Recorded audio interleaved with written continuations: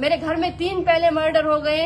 आज तक बताया जाए कि कातिलों को क्या किया गया है, मेरे साथ कौन सा इंसाफ हुआ है। तो आज अगर मेरे घर में एक और वाकया हो जाता तो इसका जिम्मेदार कौन होता, मैं किससे सवाल करूं। मैं यही बताना चाहती हूँ सिंध पुलिस को भी, जो होस्ट के नाखून नहीं ले रही। आईजी सिंध साहब अपनी पुलिस को बोलें कि वो किबला दुरुस्त करे, जो ऐसे वाकयात की भी एफआईआर नहीं काट रहे।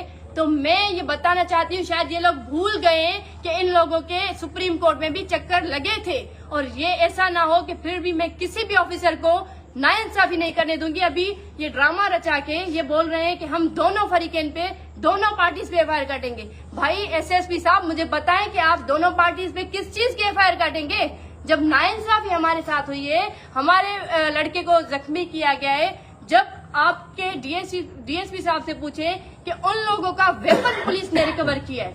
बड़ी बात यह है कि जब